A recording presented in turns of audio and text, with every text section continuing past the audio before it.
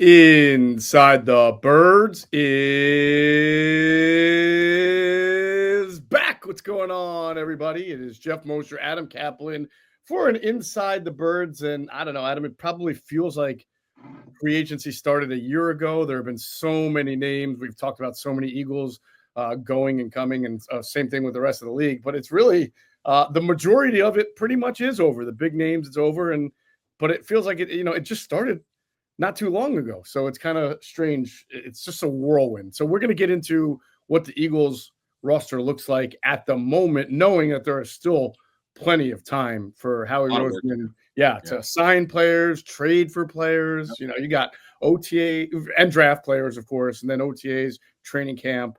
Plenty of time to improve the roster before the first game. But we will go into the roster now and look at it now that the majority of the major free agency is over. Did it feel like a whirlwind to you? You know, again, it's the same every year. What happens is once the league several years ago changed the policy where they added this, as the fans like to call it in some of the media, though the league doesn't call it the legal tampering period, which is called the open negotiating period, whatever you want to call it. Everybody knows what it is. The top free agents go off the board within 48 hours. That's it. It's like it's over. The top guys are gone, but there are bargains to be had. Whereas Bill Polian called it, the first week is Neiman Marcus prices, second week is Fineland's basement. Honestly, when you look at the list, there are a lot of good D tackles left. The Eagles need, obviously the Eagles are light at that position, a little light, not massively light, but they're light. They need edge rushers. They're definitely light there. There's some guys left, not great ones, but for depth, there's some guys out there. Corner, the Eagles they have an issue there, no question. Ringo needs some competition. He's going to get some at some point. Season doesn't start till September, folks. Don't worry. For every position you're looking at where you think that they're light or need competition, it's not like the Eagles don't know this. They've got plenty of time to deal with it, and you'll see some veterans, by the way, hit the street. Some veterans will be cut for the draft. Yeah, and after the draft, obviously, once teams start drafting players, some veterans unfortunately going to be out of jobs. I think this one was a little more whirlwind for me, or maybe not whirlwind, but I don't know what the word is, and that sucks because I'm a podcaster and a journalist, so I should give it a one.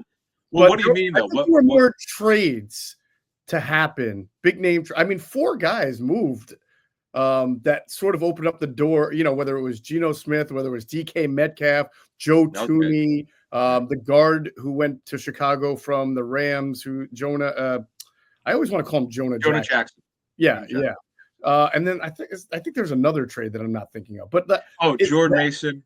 Oh, yeah, another one. Yeah, Jordan Mason. I thought there was even another bigger one that I'm missing. But either way, those were sort of the quote unquote unexpected moves that started to escalate things as free agency went. So the league is changing, and a lot of players are changing uniforms. We still wait for the decisions to be made by some quarterbacks who may have played for the Jets, and we'll see what happens there. But it's been an interesting one. Go ahead. I gotta say something about the Aaron Rodgers situation. It's really funny. Just think about this. He didn't play well last season because he was hurt. He had 2 injuries. He had a hamstring strain, as I understand it, and an MCL sprain. And at some point, they kind of like he had the one injury, then later he had the other, and he could just never get healthy. Yet, because of the quarterback position is so bad around the National Football League, you got teams clamoring for him. I get it, he's going to be a Hall of Famer, but he turns 42 in December. Like, what are we doing here? This is not right, but this is where we're at in the NFL with quarterback position. It's not developed enough. It's been a problem. Now, I'll say this: the trade market, going to what you were talking about, it's really changed. It wasn't like this years ago. But with Howie Roseman, who's the most aggressive general manager in the National Football League and the best right now, he kind of sets the standard for it. We know about A.J. Brown being traded during the draft, and also right before the season where he's done trades. We got Ronald Darby, got C.J. Gardner-Johnson the first time from the Saints. It's I give the Vikings credit. It's not a secret that Niners like Isaac Guerendo from Louisville, who looked really good when healthy last season. He did. They've got McCaffrey, right? And someone became expendable. It was Jordan Mason. Mm-hmm. That's just a general manager understanding the Vikings GM, understanding, okay, how are they going to pay everybody? And The Niners, by the way, they're another NFL team that's got a low cash spend this year. They've kind of pulled back a bit on their cash spend, and they just moved Jordan Mason. Though he was a restricted free agent, they moved him, and the Vikings, did a light extension with him. Yeah, and thank you, by the way, for reminding me of one of the big trades that happened that I couldn't think of and forgot to mention. It was the obvious one of C.J. Gardner-Johnson going to the Texans, and then even Kenny Pickett going to the Browns. And then didn't Ed Ingram get traded too? He did. That's a minor one, right? Minor, but still, like, people know who Ed. I mean, people should, who like football moderately know who Ed Ingram is. So yeah, that was just a whirl. A lot of trades, and you're right. That was unique to this for this offseason than maybe those in the past. So again, we're going to go inside what the Eagles look like, both offensively, defensively. Obviously, they've made some changes on special teams as well in this podcast. I want to remind everybody I want to thank, first of all, Sam Finkel. He's been doing an unbelievable job. He is a expert in analytics. He's been on with us for a couple of years now, but we're starting to increase his workload as he's volunteered to do this, and it's great. We just did a 2-part series. The first part, which is already on the platform, was up Sunday. Adam examined the trades for Kenny Pickett from last year, and then trading to Cleveland along with the C.J. Gardner-Johnson trade because a draft pick somehow got involved in both of that. And he tied it all together and then used the chart. I think it's called the Fitzgerald-Spielberger chart. Forgive me if I'm wrong on that, but something like that, to assess the value of each move and compare it, obviously, from a data standpoint. We admitted on the show, sometimes that value chart doesn't tell a full story because it treats a slot, not a player. So if you trade a 5th-round pick, it might be worth a lot of points. If that 5th-round pick is a quarterback and becomes Tom Brady, then it doesn't matter what the value chart says. You won. Of course, but in general, right, we looked at it from a data standpoint, and it was really interesting. Cool. And then part 2, which will probably be up Tuesday, tomorrow for folks, will be a really interesting analytics look at players that the Eagles lost in free agency and players the Eagles have signed in free agency, and specific areas analytically, like win rate, pressure percentage, stop rate, whatever it is, depends on their position and just how they compare. So it'll be really interesting. Very nice. The chart, that's from Over the Cap. Yeah. Yep. It's Brad Spielberger is now an agent, or at least I know he's working with an agency. And then Fitzgerald's excellent. I think his first name is Jason. I've talked to him before through private message. He's phenomenal. Mm-hmm. They're the best when it comes to the stuff that you can get for free from looking at contracts. They're the most accurate. I'm not criticizing any other site. It's just they have no peer. That's another subject for another time. With the other sites are trying to do it. They have great sources, by the way. They have a great way of getting information, as we do. Mm-hmm. So bottom line is they do a really good job. And by the way, the trade chart that Jimmy Johnson came up with, and they've taken that one, and clubs tweak it, through their own way of doing it. It's just kind of funny how that thing started decades ago. Jimmy Johnson. Yeah, he won that trade. We know that. Oh my God, Herschel Walker. All those trades, all of them that they made. Andrew DeCecco continues to be at the Pro Day circuit. I know he was at Rutgers. He's doing his daily DeCecco podcast and giving you his observations. He was supposed to go to the Delaware one with me, got called into the Fanatics, but I went to the Delaware one. I thought it was a fantastic time. Adam, there were at least a dozen NFL teams there. Delaware has a draftable running back named Marcus Yarns, and he went to the combine, tested really well there, stood on it, but he did do the drills. And this guy is a natural pass catcher as a running back. I mean, he ran all sorts of routes, deep outs, Texas routes, everything, soft hands, really nice. Now, some of these guys, he's draftable. Doesn't mean he's going to get drafted, but it wouldn't shock me if he did, because finding running backs, and he's not a small guy either. I mean, he's got some size to him, but to be able to run and catch the way he did, there'll be some room in the NFL for a guy like that. And obviously when you're Delaware, which is moving up to D1, but you've got a dozen or so NFL teams there to see you've caught people's attention. Yeah, UD, man. I can remember when Flacco was drafted, and going to see him in 2007 as his final year at Delaware, being told to go watch him play because he was given. It's kind of funny how it works. After his junior season, the scouting services, the ones that the clubs use, he was given a 7th round grade. Mm-hmm. We know what happened. And his senior year was just ridiculous at Delaware. But seeing him at Villanova, seeing him throw live on the field was something else. Like you just seeing a guy throw live, there's nothing like it. Going to the Senior Bowls, you and I have for decades is pretty cool. But seeing a game, getting on the field to see how the arm strength of the ball comes out. And by the way, he's a giant person, just under 6'7". Now that was a long time ago. So yeah, Delaware, obviously Rich Gannon went there. Yep. The NFL, Rich Comlow, who's the Lions quarterback who went to Delaware. I'm going really old school. Yeah. He was with the Lions. We've seen occasionally guys from Delaware. The blocking tight end you and I were talking about. What's the guy's name? He made a ton of money. Nick Boyle. Nick Boyle. Oh my God. For the Ravens for a while. The Ravens. Yep. There were so many teams when he re-signed with them that were involved in trying to sign him. It's ridiculous. Because you know why? Because it's so hard to find a good wide tight end. The kid that is with the Vikings, who was drafted out of San Jose State. I'll tell you who it is in a second. Kid from the Vikings drafted out of San Jose State. Yeah, Josh Oliver. Okay. Ravens, by the way. Yeah. He was a super athletic. He's number 84. Super athletic tight end out of San Jose State who no one knew could block. He became a phenomenal blocker. He just became an inline tight end instead of a move tight end. Remember Daniel Graham, the first-round pick for the Patriots, I think? Yeah, I think so. He was a move tight end who became a wide tight end and made a ton of money for being a blocker. If you can block big time, look at Manhurts, the guy with the Giants, signed another contract. The reason he's in the league for one reason, he can block, and that's it. Absolutely. And yes, at Delaware, they have a coach, Ryan Carty, who I actually covered when he was in high school in New Jersey. That's how old I'm getting. At Somerville High School, he is doing a great job. He's really brought a no huddle, high octane, up tempo offense to Delaware. So not surprising, he has a running back who can run and catch passes. He's doing an excellent job.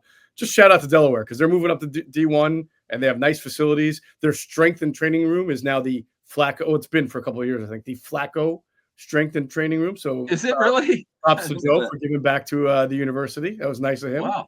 Yeah. Nice.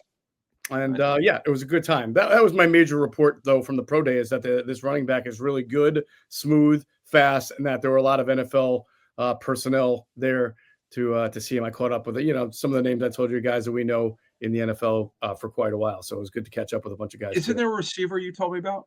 They have a Phil Lutz was their leading receiver. This will be interesting. He'll go to camp with somebody, and we're going to find out if he's going to be invited to the Eagles local thing. Okay. I don't know if Delaware constitutes local pro day for Eagles. It might, but he was their leading receiver. Nobody knows about him. He was a transfer from Tufts. I didn't even know Tufts had a football team. I think Tufts is in Boston. They do. Only reason why, because I know a guy who coached there. It's just the only reason why I knew they had a football team is just because of one coach I know who's still in the league. Oh, okay. Coach at Tufts. Like, really? Wow. Man, Tufts. That's crazy. I know. Right? I know. TUFTS. Yes. Yeah, but this guy was rocked up, and he ran I want to say he ran at first somebody yelled 4.4, but it wound up being 4.5. But it was still pretty good. I mean, he's rocked up, and he ran a 4.5, which was fairly impressive to me. What else did he do? Hold on, I have it. 13 reps for a wide receiver on the bench is pretty good. His vertical was 35.5. His broad was 9 foot 11 inches. He ran the 4.5 340. What's a good 3 cone for a receiver, Adam? Not sure offhand. Yeah, I'm not sure either. His shuttle was 4.21. So he tested pretty well. It'll be interesting to see. He was their leading receiver. And so we'll see if he gets himself into a camp. Good luck to him. It was an impressive pro day. He ran routes really well as well. And our last thing on Greg Cosell, the Intel with Greg Cosell is back. We did one that analyzed the first few days of free agency. That's already up on the platform. We're going to do another one that sort of recaps free agency because now that all the big names have moved, we'll get to these players the Eagles have been signing. And then right from that, we go right into NFL draft prospect coverage with Greg. And we're going to have a series of shows. We're going to preview every single position with not every player, but the top guys, many of the top guys at every single position this season. You know what? The quarterback position, the more coaches I talk to, I know it's not on paper a very good one, but there are going to be some sleepers. I know Greg's seen every quarterback already, so I'm curious. What do you think of the kid Tyler Schau or Slough, whatever the hell his name is, from Louisville? Yep. He's interesting. There are some quarterbacks. So every draft, there are guys that no one's talked about, or they start talking about it like a month before the draft. And I'll be interested to see what Greg thinks of those guys as we get into the draft coverage. Yes, we can finally turn the damn page soon. Yes. Yeah, I'm excited about draft coverage. I always get excited about draft coverage. But right now, we're going to talk about the Eagles roster, what's ahead, what they've got, reset the roster here after the major part of free agency is done. First, let's pause and hear a word from our great friends. You got to hear them. You must hear this wonderful word from our friends at Sky Motor Cars. Sky Motor Cars in Westchester is a different sort of dealership. All it takes is one look at their Highline pre-owned vehicles that people all over the country want and need. Owner Brett Schulter, make sure you don't spend a dime of your money before you purchase the car. Sky Motor Cars allows you to make all the decisions regarding your next vehicle. At Sky Motor Cars, you never have to spend more than necessary. Visit SkyMotorCars.com today or call 610-918-7225. All right, folks, do yourself a favor. Go into Sky Motor Cars out there in Westchester, PA. You'll get the greatest car shopping experience in the world. That's right. I didn't say buying. I said shopping, because you could be trading in. You could be just browsing and future planning. You could also be buying. Whatever it is you want to do, car related, you're just shortchanging yourself if you do not go to Sky Motor Cars out in Westchester, PA, or visit them at SkyMotorCars.com and look at all that great inventory that they have. There's a reason why they have so many deals with Philadelphia Eagles throughout the years, because they are the best and most reliable car shopping service out there. SkyMotorCars.com. Tell them if you go in, Adam and Geoff sent you, you will get an even better deal. And follow them on Instagram. Their Instagram is awesome because they show you a lot of cars that have came in. You can see some celebrities that not just Eagles. Yes, you're right. Eagles are a lot are get their cars there. The other teams do. You never know who's going to walk in there. Heck, Dave. I know Brett Schulter's shipped cars to players that weren't Eagles. Mm-hmm. I think Marcus Peters. When he was with Baltimore. Marcus, I guess he's done now, but sure. I remember Paul Reed. Paul Reed is now the NBA player, former Sixer. And we're seeing him there. I mean, you could go back to Sheldon Brown. I know Sheldon got his cars there. I know Brett's known him for a long time. So I think Quentin Michael did too. I think Quentin Michael yeah, for sure. All right, let's look at the Eagles offense, Evan. Let's talk about guys that they've signed, re-signed, or acquired via trade here during this period. And it's interesting, if you just look overall and take a big picture look, they've acquired a player at every single offensive position except wide receiver, right? I'm going like Kenyon Green's a lineman, so I'm going to go line, tight end, running back, quarterback, but nothing. Not receiver though. Yeah, no wide receivers of all that. Yeah. So look, here's an interesting situation. Dorian Thompson-Robinson, right? Mm-hmm. They got from Cleveland, seen as a project, but he's got Scott Loeffler. So I talked to a coach who knows Loeffler really well, who's the Eagles' new quarterbacks coach. Apparently, he's a really good coach in terms of coaching quarterbacks. Let's see what happens with Dorian Thompson-Robinson, and also obviously as he works with Tanner McKee, who's going to be their number 2 quarterback. Let's see what he can do. Defending Thompson-Robinson here, he shouldn't have played. Like they kind of ran out of quarterbacks, the Browns, and they played him, and he wasn't ready, and it was ugly. But you know what? He gets to start anew here. Let's see what happens. He is on the 3rd year of his 4-year rookie deal, and he goes into a new system, and it gets a new lease on life, so to speak. Absolutely. And I agree with you. I think, a quarterback's coach, obviously, Jalen Hurts, and the relationship between Hurts and Loeffler is going to be important. But this is now going to be the, 3rd or 4th QB's coach to work with Jalen. Jalen can continue to get better, but I don't think he's going to change all that much. I really think that a quarterback's coach with a guy like DTR or any kind of backup, like that's where some real monumental progress can be made. I mean, Jalen Hurts has already established himself as whatever number you want to put him in for quarterbacks, right? I mean, I'm not saying he can't dip a little or improve a little, but my point is Jalen Hurts is Jalen Hurts. It's these guys below him, McKee and Thompson Robinson, who I think can improve. Their ability to reach their ceiling is further away, and so that's why a good quarterback coach can really help them. True. Certainly, when you have a third string quarterback who the former team wanted to move, I mean, obviously, you want him to go somewhere where the team wants him, and the Eagles wanted him. They took him in a trade. The Eagles liked him coming out of UCLA. Yep. So we'll see what happens. But the thing with Hurts is just to get continuity. Jalen talked about it last offseason. He's had, I think, at least 10 different play callers going back to his father. That's tough, man. Yeah, that's tough.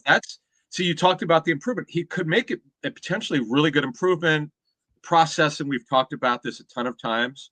Well, if you keep changing the offense on him, it's going to be harder. Right. It's just the way it is. So we'll see what happens here. And then McKee, you nailed it.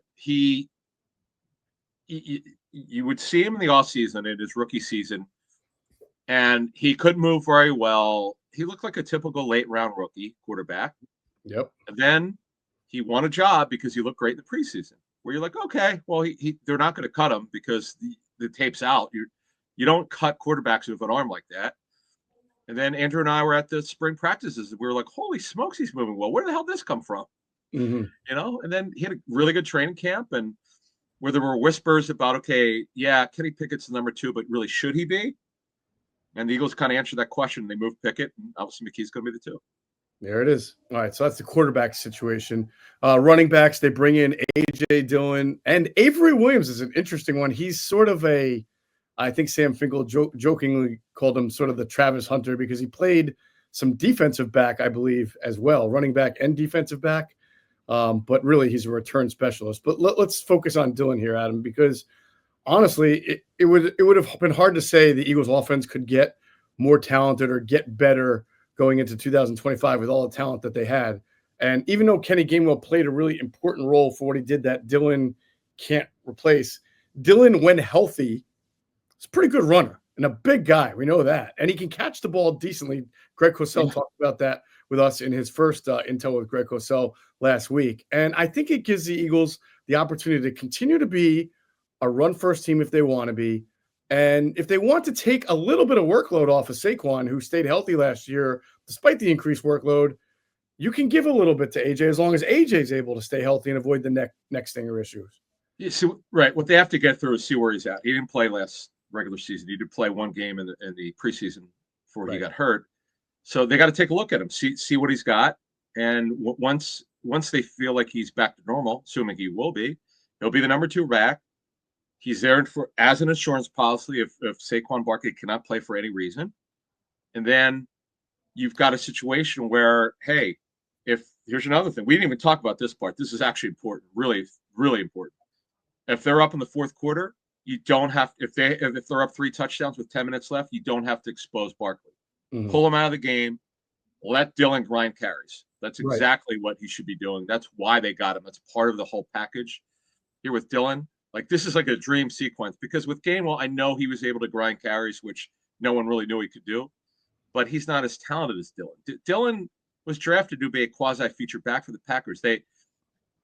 They can never quite get it right with him. Plus, he got hurt late in 2023, but he just never became the player they thought he could be. But he's still young, and let's see what happens. You just got to get his timing back because again, he didn't play in the regular season last year. Right. And by the way, I'm not trying to shortchange Will Shipley at all. Will Shipley could make tremendous improvement here over the offseason, get a little bigger, get a little stronger, and certainly be the guy who's number 2. It's just that we know what A.J. Dillon has done in his career when healthy, and it feels like such a very good, low-risk, high-reward type of signing if he can stay healthy and be the guy from 2 to 3 years ago. Yeah, by the way, Avery Williams originally was a corner in 21, but he hasn't played quarter in a number of years. Right.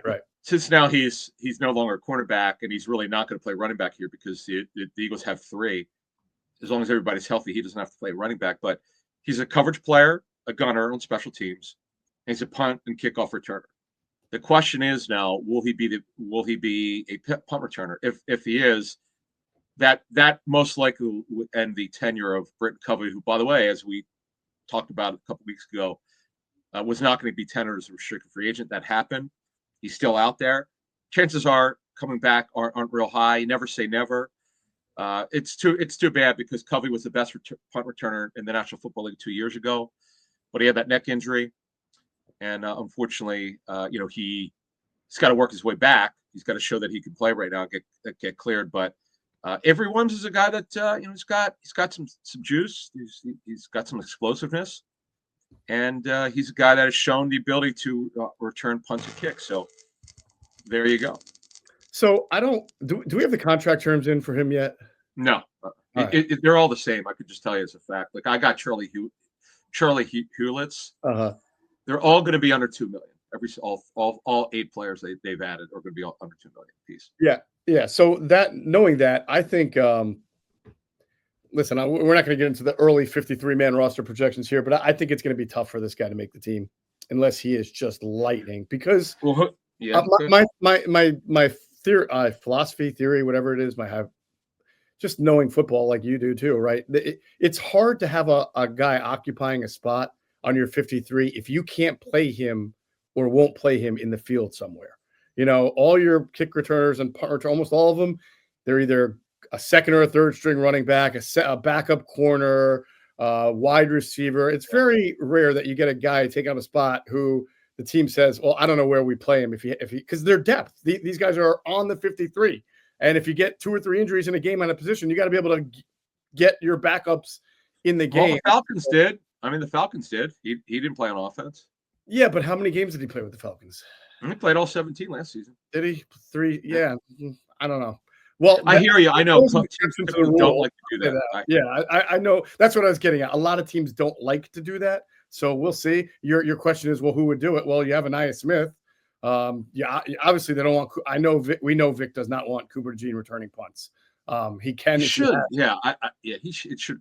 Let me correct myself. I'm sorry. He played 1% of the offensive snaps last season.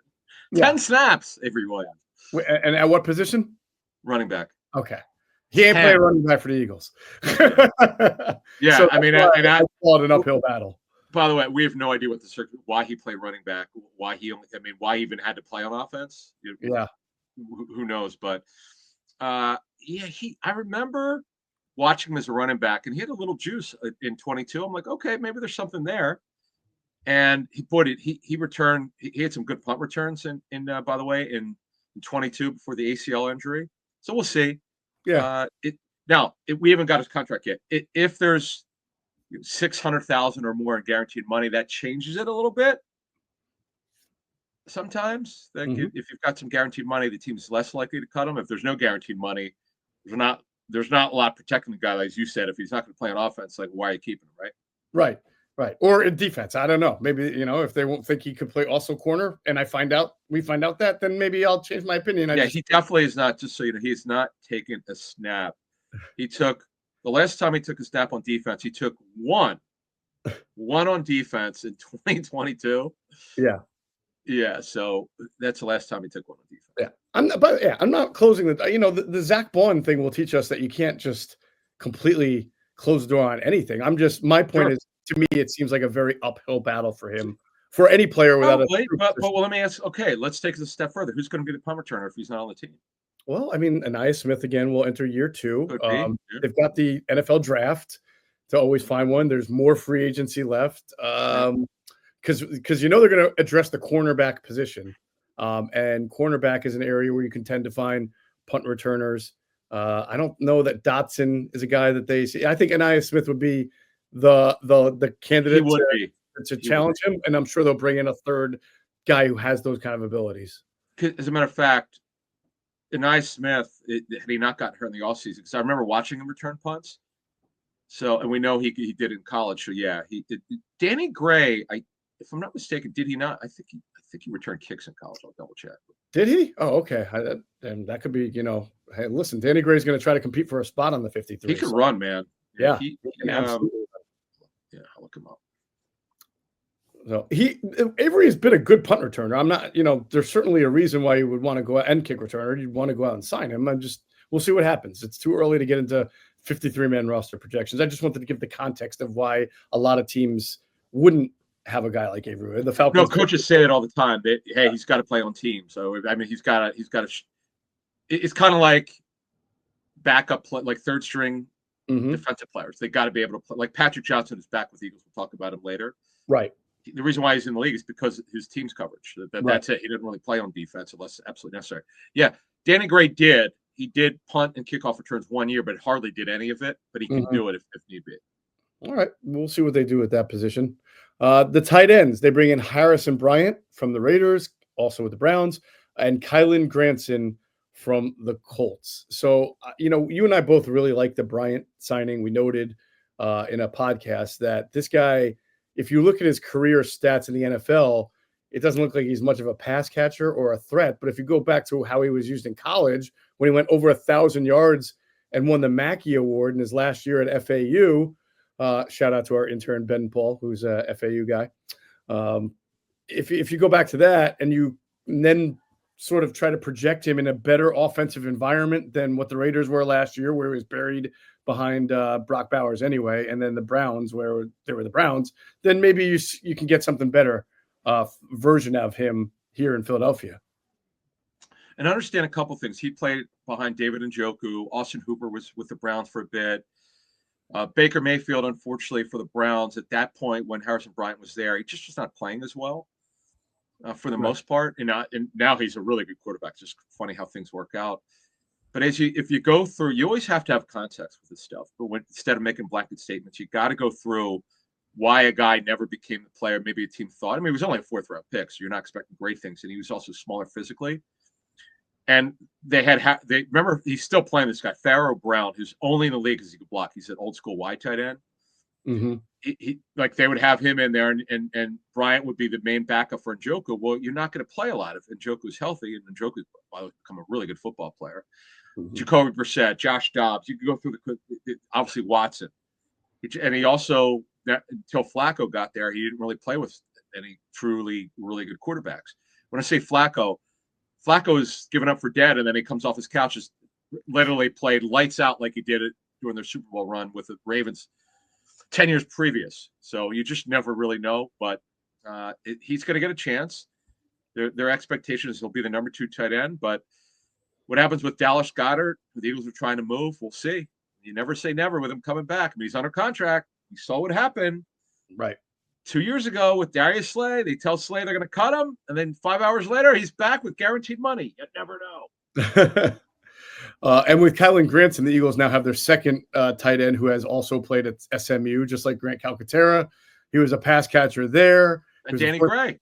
And did it. Oh, that's right. That's right. And he was a 4th-round pick of the Colts. So his numbers don't jump out at you. Maybe they are different in a better environment like the Eagles. I can't say I have yay, Kylan Granson. What a signing. We'll have to see it's like all these 1-year deals. He's got to make the team. All right. He is a move tight end. He's a undersized H-back. This is what a coach told me who scouted him for the draft. He's under 6'2". He is a smaller version in terms of height of Trey Burton. I don't know if he could throw the football, but he's athletic. They just couldn't figure it out with him. This is the Colts, as I mentioned 2 weeks ago, have completely missed a tight end. They've never got it right. Mo Alley Cox, yeah, that's a nice story, former basketball player. But they've never got it right in terms of a high-volume pass catcher under Chris Ballard. They just have not. And they've gone through a number of tight ends and just have not. Like Jack Doyle's okay. Maybe it's decent, pretty nice find by Ballard. But we're talking truly a stud tight end. They've never done it since Dallas Clark, quite frankly. So Grant is a guy that we'll see if they could figure it out with him. Kevin Patullo is a new play caller. We'll just see if they could figure out a way to get this guy the football. And was the Eagles tight ends coach, was he with Granson in Indy? Let's see. No, I don't think so. Yeah, because Granson was drafted in 21. That was Nick Sirianni's first year, so probably not. Yes. Yeah. Did the Colts once have Eric Ebron? Why is that? They did, and he, as you remember, he had that one crazy year. Remember, for the Lions, he was a disappointment. Yes. And then he had a double-digit touchdown year without looking at. But I know for fantasy, we were like, "What the hell?" It was crazy. It wasn't with the Colts though, right? It was with the Steelers, I think, where he had the really good year, and then maybe went to the. I don't know. All of a sudden, you were mentioning Colts tight ends and not having any good ones since Dallas Clark, and I'm like, yeah, that might be right. And then they drafted. Yeah, in fact, okay, Ebron. Oh my God, no, it was with the Colts in 2018. Out of the blue, he had 13 touchdowns and then completely fell off after that. Wow, crazy. How does that happen? I don't know. I really don't know. Just had the stars aligned right that year. I guess it's crazy. Like 4 games. This is insane. He caught a touchdown every 5 receptions. That what? Yeah, he had 60. He had 13 receiving touchdowns and only 66 receptions. That is unbelievable. That's a heck of a ratio, right? That's crazy. The conversion touchdown conversion is crazy. And then he was such a disappointment for the Lions.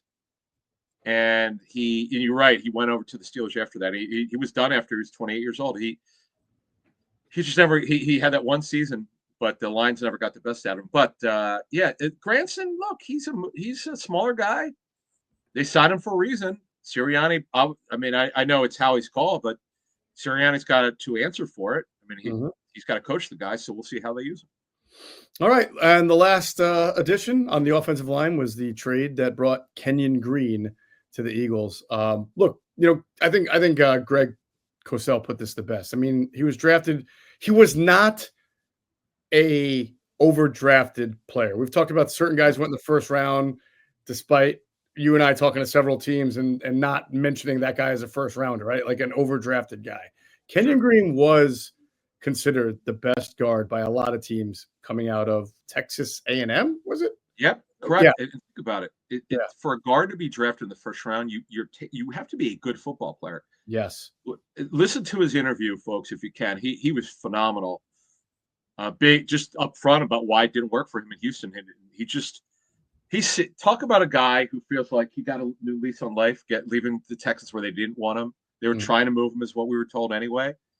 And now he gets to compete for that starting right guard job with Tyler Steen. We'll see what happens. Let the best man win. I'm looking forward to this one. This is Sky, and Green confirmed that he had a pre-draft visit with Eagles. Eagles clearly liked him. Let's see what happens.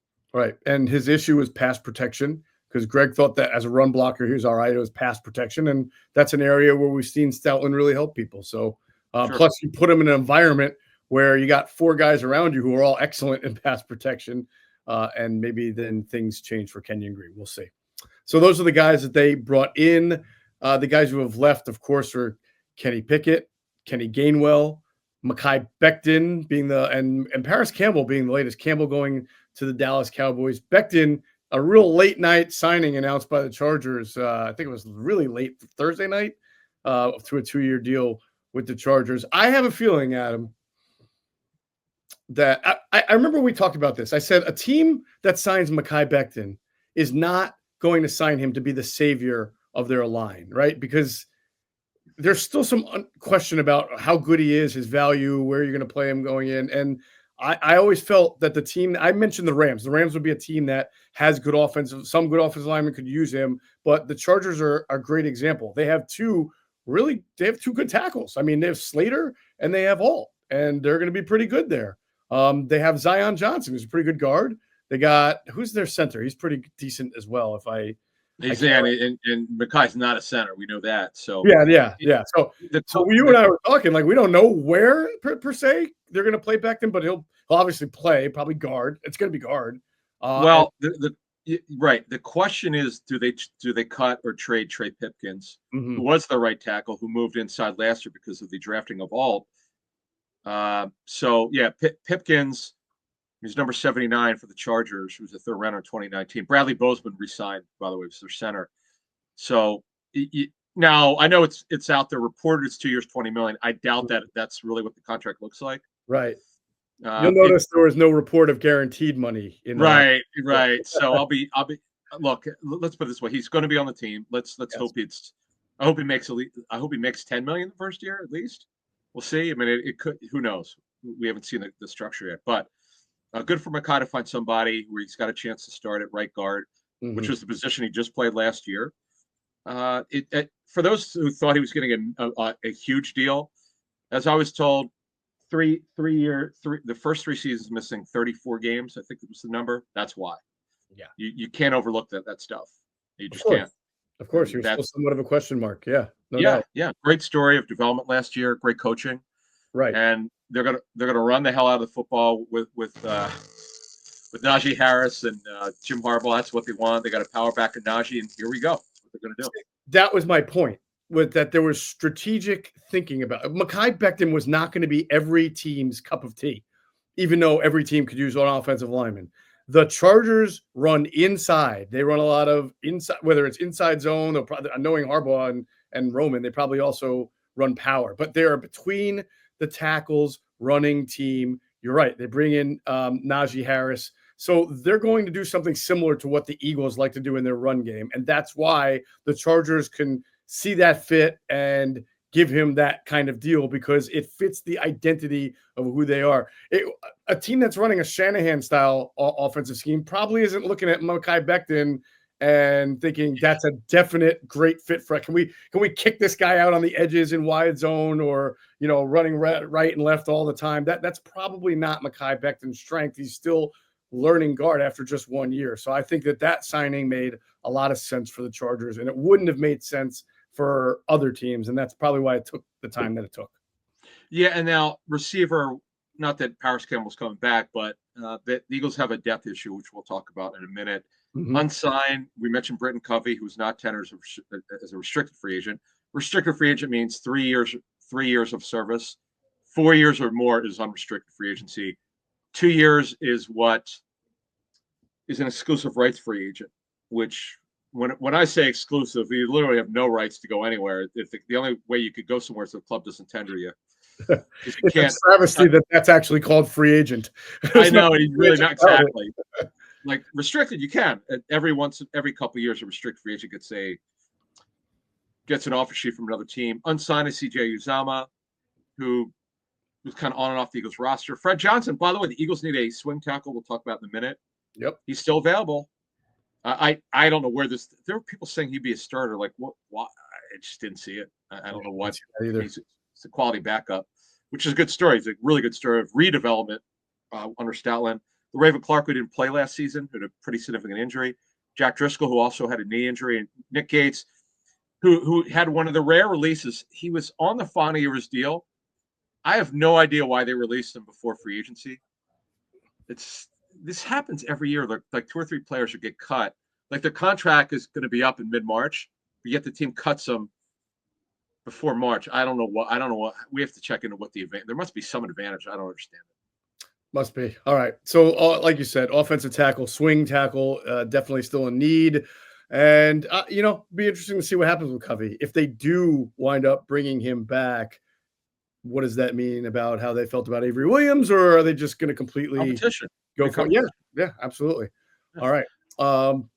Let's get into the defense in a second. First, don't waste another second. If you're listening, do not waste any more time. Well, finish the podcast, and then the first thing you do is go sign up to get your free 30-minute stretch at Stretch Zone. You can go to stretchzone.com. You can call Stretch Zone. You can go, what is it, calling stretchzone.com. Is there a third way that you can go?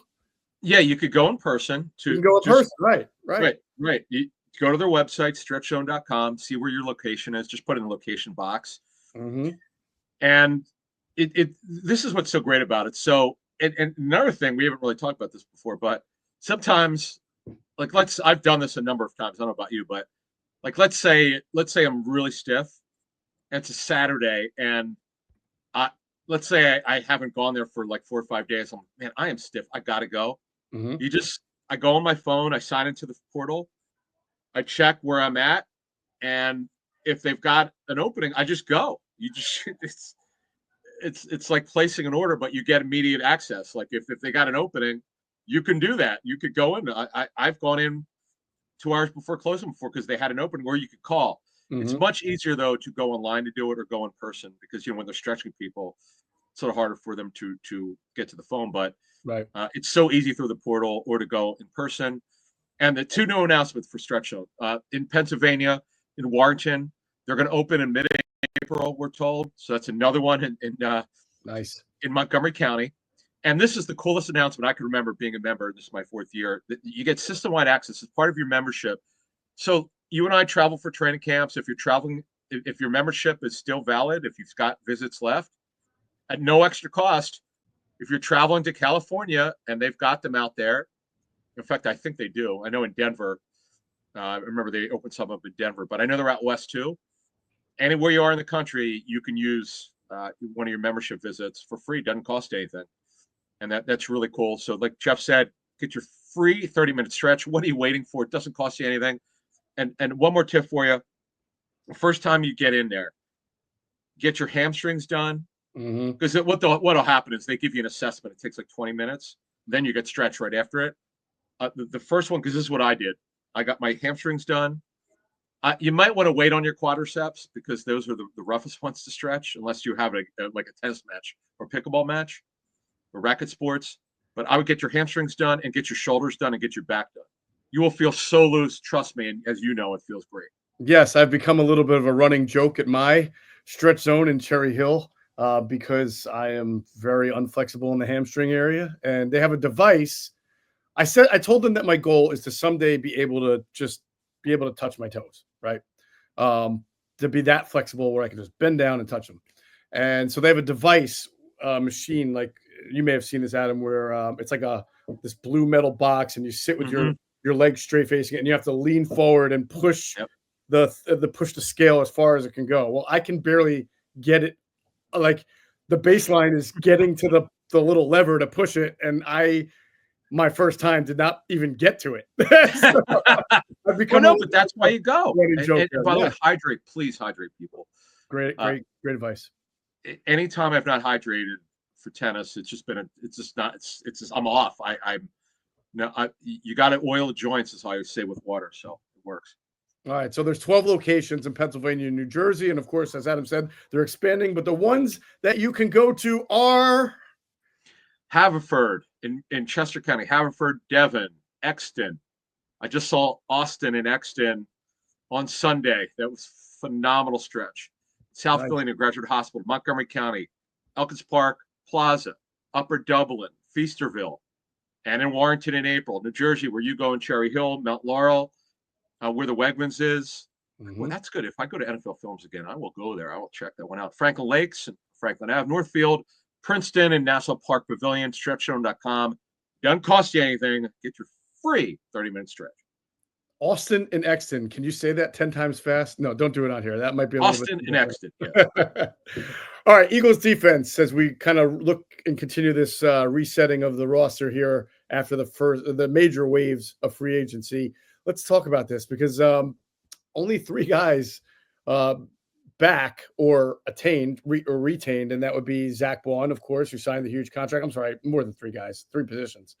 Inside linebacker, Zach Baun, and of course, Ben Van Sumeren, who Andrew DeCecco's been doing a great job of reporting that Ben's ahead of schedule, should be good to go, at least by the season opener. The edge, they bring in JoshUche from the Chiefs via the Patriots, and Patrick Johnson returns. He was with the Giants for most of last year, even though he did play a little bit for the Eagles last year. The Eagles had drafted him a couple of years ago and was a key core special teamer. And the cornerback, Adoree Jackson. It almost feels, Adam, with Adoree, like all these years later, the Eagles, I think they liked him coming out of college, didn't draft him. They liked him when he was a free agent a couple of years ago when the Giants got him. And now he finally becomes an Eagle. And we'll see how that goes. Yeah, Adoree Jackson was this guy coming out of USC who could run. He's not the biggest guy in the world. He's only 5'10-ish.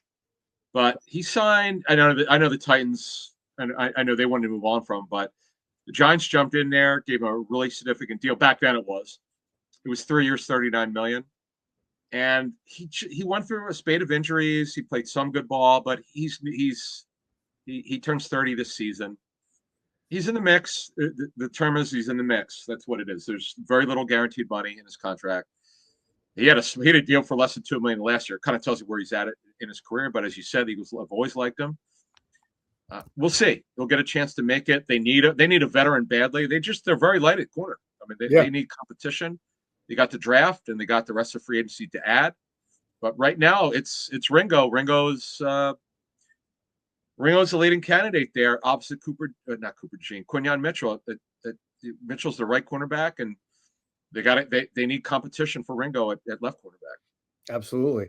I made the mistake, and this happens a lot, right? Certain players are in your consciousness for so long that you think that they're older than they are. And I'm like, man, why are they signing a corner who's north of 30? And I'm like, oh, yeah, he's actually not even 30 yet. He will be when the season begins, I believe, or at some time in the season.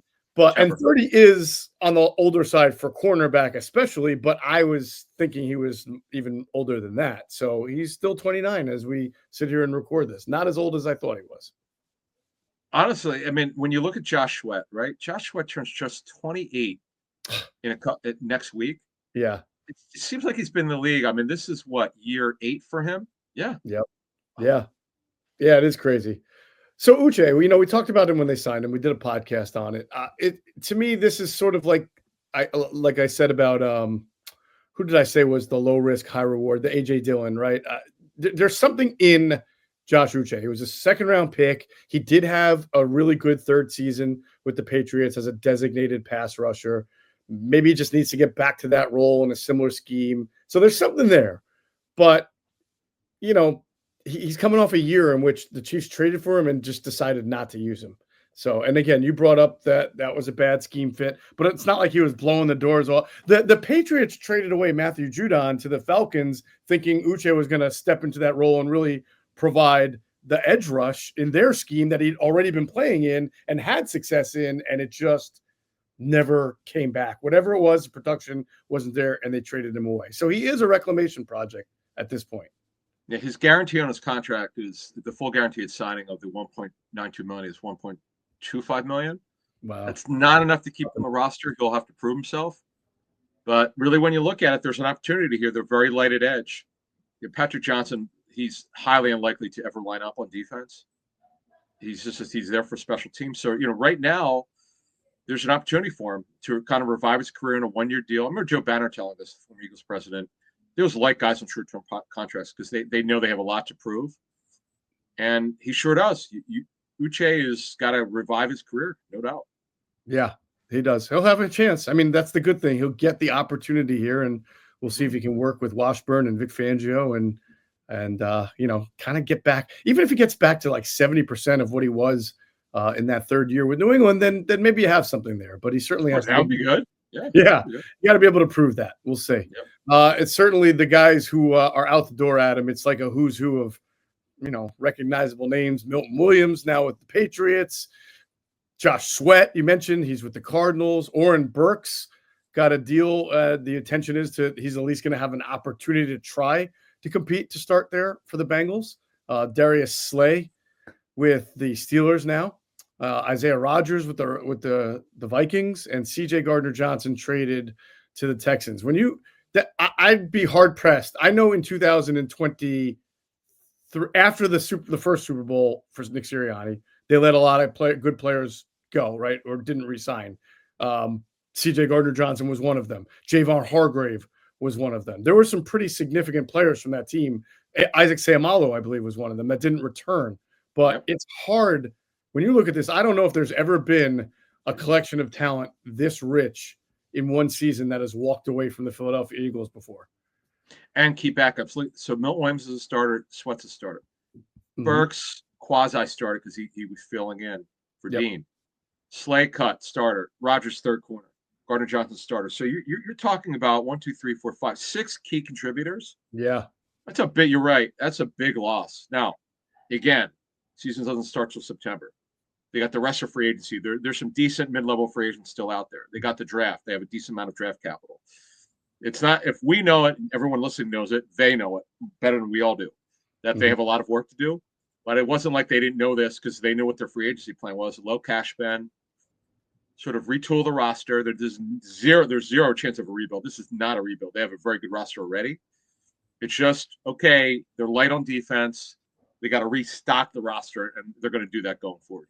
Yeah, and I forgot to mention Marcus Epps and TJ Edwards were in that group of players who left after the 2022 Super Bowl. So that makes it and Marcus Epps let's not forget, he played really well for the Eagles that year. But I still think this group is probably, on the whole, was a lot more impactful for the team and a lot more talented overall. So this is kind of a unique situation, we'll say, with the Eagles. They usually retain players, but the stakes were a little bit different this year.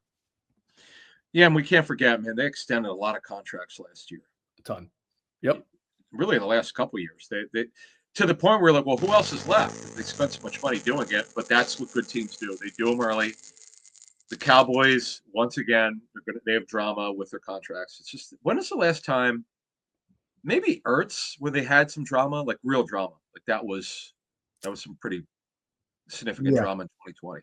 Yeah, and that was sort of an isolated thing. I mean, the time before that is when they fired Chip. Howie came back to power, and like Chip never extended Fletcher Cox, if you remember. He never gave him the extension after year 3 that the Eagles would always give a proven dynamic player. So Howie had to have Fletch play out that 4th year and then really pay him a lot because he would have been a free agent, I believe, at that time, or at least the 5th-year option would have kicked in. There was a lot of money that he had. I don't even remember that. Wow, you got a good memory. Yeah, and then also Vinny Curry that year, I think he had to take care of and re-sign to a big deal, and then Vinny would wind up getting cut after that Super Bowl win. Howie had a lot of stuff to deal with, but that was a unique situation because he had his power restored, and Chip didn't really understand how to maneuver the cap and the roster the way Howie and most GMs know how to do it. So very few issues otherwise. All right, unsigned Brandon Graham, who we expect to retire unless BG changes his mind again. James Bradbury was released. Obviously, we all know that. I wonder if he'll play again.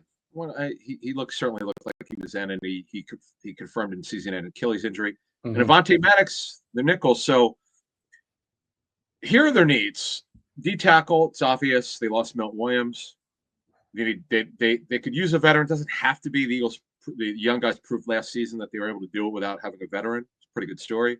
Edge rusher, they're very light. Yeah. Inside backer, because of Nakobe Dean's injury, they need another guy, and they lost Burks. Did retain Bond, that was huge. And corner, need to add at least one more. This is the one that's going to be fascinating. What do they do at corner? Because they don't want to spend money. It's been clear, everything we had heard so far has happened. They don't seem to be, and they're getting all these comp picks for next year. And not that there's anyone at the corner really now. When you look at the available corner list, I know some people have some questions of guys who are on the street. I mean, Stephon Gilmore's Alderman Slay. He's going to be 35. I mentioned Kendall Fuller last week. Russell Douglas is out there. Ronald Darby just got cut. He's in his 30s now. Fabian Moreau, Igbo Hagani was with Washington. Nice story, but these are guys who I don't know. Well, Fuller's not bad because he could play inside or outside. Mike Hilton's out there. He's strictly nickel, strictly inside. Asante Samuel Jr.'s got to get cleared medically. Oh, you know who got cut? This was interesting because they avoided $4 million. Chidobe Awuzie. Oh yeah, Chido. Yes. Yeah. He was cut. So basically, what happened is this is a front office staff that inherited the contract. They didn't want to pay him the rest of it, so they already owe him $7.5 million. That's fully guaranteed. On Saturday, the rest of it, the rest of the $11.49 million became fully guaranteed. They cut him. Mm-hmm. They clearly didn't want the guy. They're like, we're going to owe you the $7.51 million. There's an offset on it, but hey, if you don't play this season, we're going to owe you the money, but we just don't want you. Right. But he was hurt last season. That guy's not a bad player. You might remember he was drafted by Dallas. Yeah, no, I do. But you see that not I want to say often, but when the new regime comes in and takes over, and there's a lot of either mediocre players or bad contracts, they just do what they need to do. They have an idea, an identity, and if a guy doesn't fit it, even if he's a decent player, but you're running a scheme and that guy doesn't fit, you're just gonna bite the bullet now instead of trying to make something work that isn't going to work. Yeah, that was a surprise. I mean, boy, they took that down to the wire. Yeah. Wow.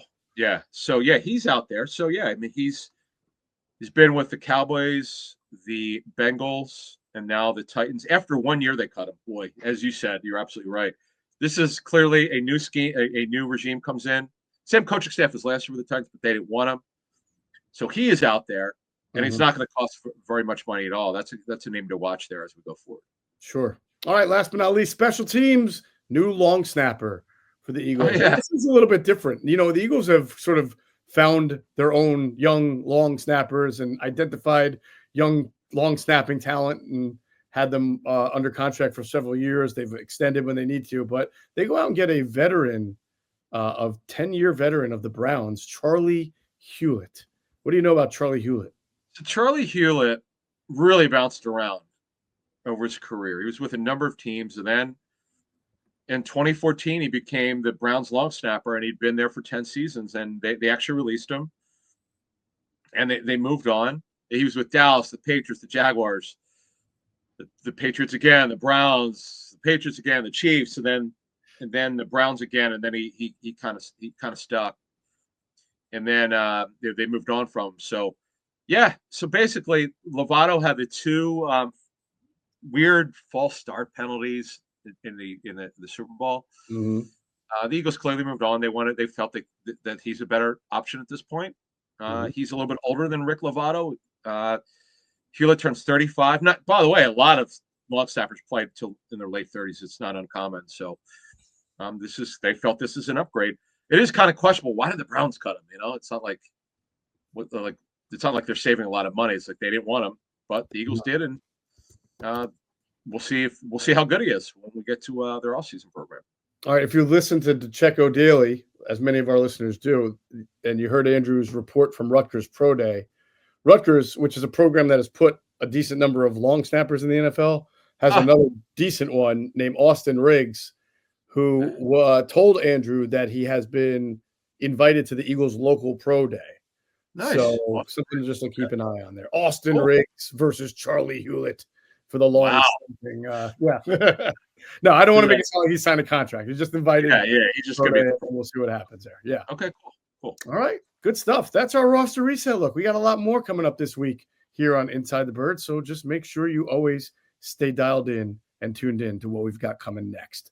That's going to do it for this episode of Inside the Birds, the leading podcast in Eagles intel. And as always, we thank you for flying with us inside the Birds.